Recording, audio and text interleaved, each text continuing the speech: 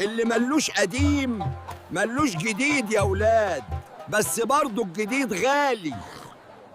وسع من خلقتي يا فلسع، ده انت لو حوشت الهوا تبيعه. يا سلام لو الست دي تبقى مراتي، كنت وفرت في الأكل والشرب. على ايه يا اخويا؟ هصوم وافطر على بصلة. انت راجل كحيان وبتبيع الهوا. هتكوني ملكة وهغرقك في النعمة بأهل. أصل انت مش واخدة بالك، أنا شاري الود ومش هقطع حبل الود والوصال أبداً، وبدعي ربنا يجمع الشمل قادر كريم. إيه رأيك يا أم مولعة؟ نتكلم كلمتين بالحسنة. كلمتين ايه؟ ده انت كلامك كله بفلوس. انا بعد العز اللي كان المرحوم معيشني فيه اصوم وافطر على بصلة؟ ده أنا هعيشك عيشاً ما تحلميش بيها. ايه اللي في الشوال ده؟ ولا انت حاطط فيه الهوا برضه؟ ده رزق ربنا ومش لأي حد. ده شكل الشوال ده فيه حاجة تقيلة. يا ترى الراجل ده مخبي ايه؟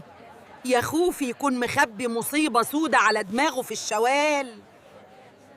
والنبي يا حاج فلسع شكلك مريب قوي النهارده، ماشي على مهلك وبتحضن الشوال كأنه ابنك.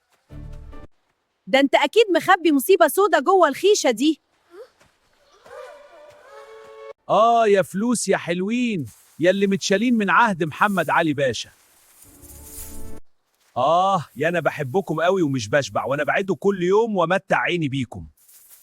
يا نهار ابيض يا فلسعة، ده انت طلعت مخبي كنز قارون، وانا اللي فاكرة نفسي هتجوز واحد مفلس.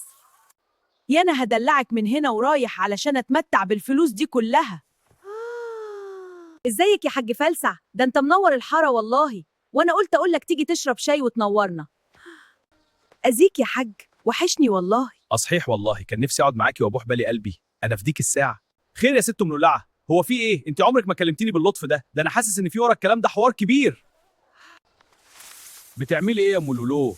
عاوزه تسرقيني؟ بتحسبيني مغفل؟ ايه؟ انت فاكره نفسك في سوق الجمعه؟ ده الشوال ده اغلى من عيوني الاتنين.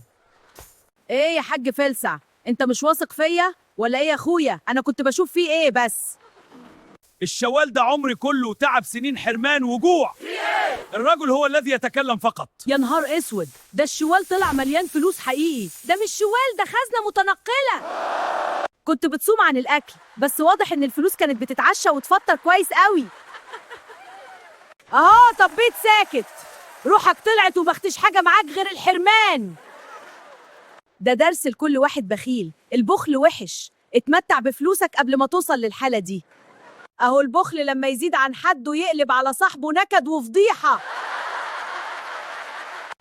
اتعلمت الدرس، بس برضه ما تقولوش لحد انا مخبي الباقي فين. هتعملوا لايك ولا هتكونوا بخلاق زي كده؟